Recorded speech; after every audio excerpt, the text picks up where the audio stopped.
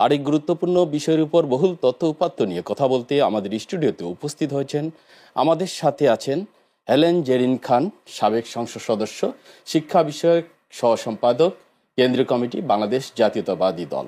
আমাদের সাথে আরও আছেন ইঞ্জিনিয়ার রেজাউল করিম, চেয়ারম্যান, বাংলাদেশ জাতীয়তাবাদী গবেষণা কেন্দ্র। আপনাদের দুজনকেই স্বাগত জানিয়ে অনুষ্ঠানের মূল অংশে ভাই, আপা যেমনটি বলছিলেন যে বিগত সরকার যেভাবে দমন পীড়ন নিপীড়নের যে রাজনীতির যে কায়েম করেছিল, কিন্তু এই যে গণঅভ্যুত্থানের পরে আমাদের কিন্তু একটি শোষণহীন, বৈষম্যহীন, একটি সাম্যতার, একটি কল্যাণকর রাষ্ট্র, একটা ঐতিহাসিক একটা সুযোগ তৈরি হয়েছে কিন্তু এই উত্থানের মধ্য দিয়ে। কিন্তু বিগত দিনে কিন্তু আমাদের এইটাকে আমরা যদি এক্সিকিউট করতে চাই, আমরা যদি সত্যিকার অর্থে আমাদের লক্ষ্যবস্তুকে টার্গেট করে আমরা অ্যাচিভ করতে চাই, তাহলে অবশ্যই আমাদের কিন্তু ঐক্য দরকার। ঐক্য ছাড়া কিন্তু আমরা অ্যাচিভ করতে পারবো না। সো আমাদের বিগত দিনের ইতিহাস থেকে যেটা বলে যে স্টার্টিং এ আমরা কিন্তু ঐক্যতার পরিচয় দিই ঠিকই, কিন্তু এন্ড অফ দ্য ডেতে কিন্তু ঐক্যের সুর বাঁচতে থাকে। তো এবারও কি এমনটা হবে কিনা, আমরা কি সত্যিকার অর্থে সেই কাঙ্ক্ষিত লক্ষ্যে পৌঁছাতে পারবো? আপনি কি মনে করেন?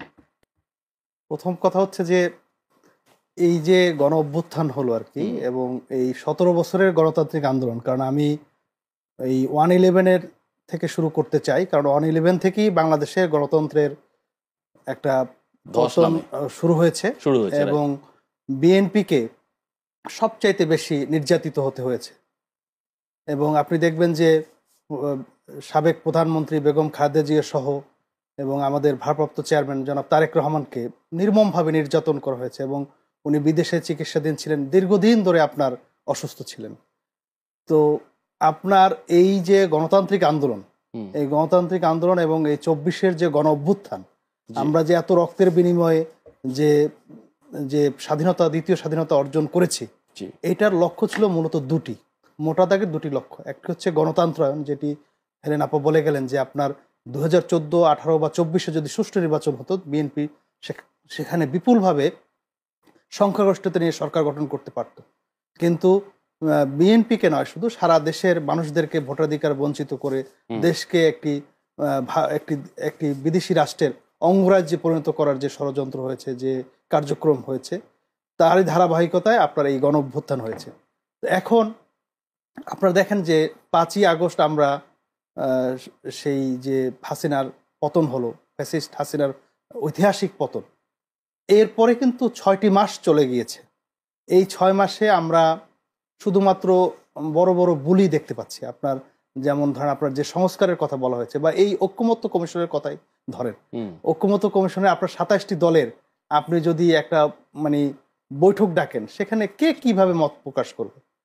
এই বিষয়গুলো ধারাবাহিক প্রক্রিয়া। আলী রিয়াজ সাহেব তো উনি অত্যন্ত শিক্ষিত লোক, অত্যন্ত জ্ঞানী লোক, এটা ওনার না বোঝার কথা না।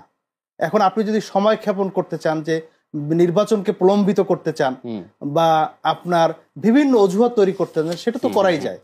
অনৈক্য নির্বাচনের ব্যাপারে তো সবাই ঐক্যমত যে বাংলাদেশে একটি গণতান্ত্রিক ব্যবস্থা প্রতিষ্ঠা করতে হবে, এ ব্যাপারে সবাই ঐক্যমত। বাংলাদেশের সুশাসন প্রতিষ্ঠা করতে হবে। আপনি দেখেন যে এই 5ই আগস্টের পর থেকে আমরা যেভাবে আশা করেছিলাম, যে যদিও কিছুদিন আগে আপনার এই 64 জন ডিসির মধ্যে 32 জন ডিসিকে ওএসডি করা হয়েছে, যারা 2018 সালের ইলেকশন ইঞ্জিনিয়ারিং এর ডিসি ছিলেন। তো এই কাজগুলো কিন্তু আপনার মানে অনেক দেরি করে হচ্ছে। এবং যে কারণটা কি, দেরি হওয়ার পিছনে কারণ কি, আসলে অন্তরায় কোথায়? অন্তরায় আপনার, এটা তো রাজনৈতিক সরকার না, তাদের দেশ বা এই সরকার চালানোর কোনো অভিজ্ঞতা নাই, এবং অভিজ্ঞতা নাই যে সেটা তারা বোঝেন না, নাকি না বোঝার চেষ্টা করেন না।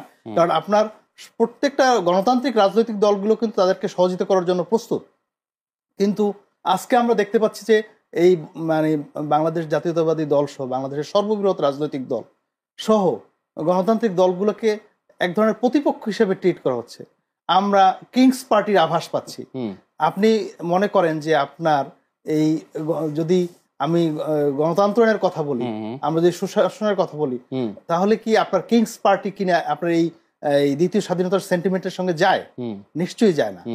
তো আপনার আপনি সরকারের উপদেষ্টা আবার দল গঠনের সঙ্গে আপনি প্রকাশ্যে জড়িত হচ্ছেন, আপনি ঘোষণা দিচ্ছেন যে আপনি পদত্যাগ করে দলে যোগ দিবেন, কিন্তু দলের কার্যক্রমে কিন্তু আমরা আজকে প্রথম আলো দেখেন, আজকের আপনি যুগান্তর পত্রিকা দেখেন বা অন্যান্য পত্রিকা দেখেন, আপনি হেডলাইন গুলো আপনি দেখেন যে আপনার দল গঠনের ব্যাপারে একটা ঐক্যমত্য রয়েছে। এই যে আপনার, আমরা তো মোস্ট ওয়েলকাম, একটা রাজনৈতিক দল গঠন করবে, তারা তাদের কর্মসূচি কর্ম পদ্ধতি নিয়ে জনগণের কাছে যাবে, জনগণ যদি তাদেরকে গ্রহণ করে, তারা নির্বাচনের মাধ্যমে মোস্ট সরকার- ওয়েলকাম। হ্যাঁ, কিন্তু আপনি তাকে সরকারি পৃষ্ঠপোষকতা দিতে পারেন না। সরকারি পৃষ্ঠপোষকতায় কোনো রাজনৈতিক দলের পরিণাম না, আপনি কিংস পার্টি নিয়ে কথা বলছেন, তো আমি শুভ হয় একটু হেলেন আপার কাছ থেকে আসতে চাই। হেলেন আপা, উনি কিন্তু দেখেন ছাত্রদের যে সামনে আপনারা জানেন যে 26 তারিখে তারা ডিক্লারেশন করতে যাচ্ছে, তাদের আত্মপ্রকাশ করতে চাচ্ছে তাদের নতুন দলের নামকরণের মধ্য দিয়ে। তো এখন ছাত্ররাই কিন্তু শুরুর দিকে বলছিল যে ছাত্র রাজনীতি বন্ধ করতে হবে, তারা এর বিপক্ষে ছিল। কিন্তু কিছুদিন পর দেখা গেল এরা ছাত্র সংগঠনের নতুন রাজনীতি দল তৈরি করতে যাচ্ছে।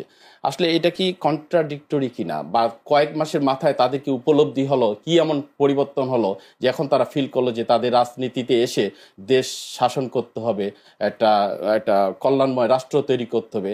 আসলে তারা কতটুকু ভূমিকা রাখতে পারবে বলে মনে হয় আপনার কাছে? ধন্যবাদ আপনাকে।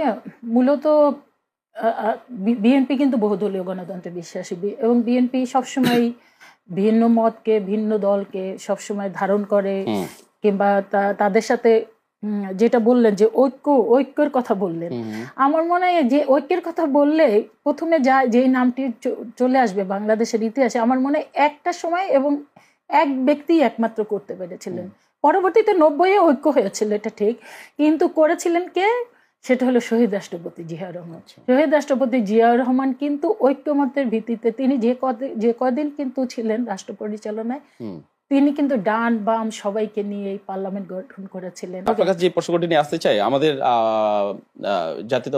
বাংলাদেশ জাতীয়তাবাদী দলের ভারপ্রাপ্ত চেয়ারম্যান জনাব তারেক রহমান বলেছেন যে সংস্কার দীর্ঘায়িত হওয়া মানে এটা একটা সংখ্যার বিষয়। সংস্কার যত দেরি হবে, নির্বাচন যত দেরিতে হবে,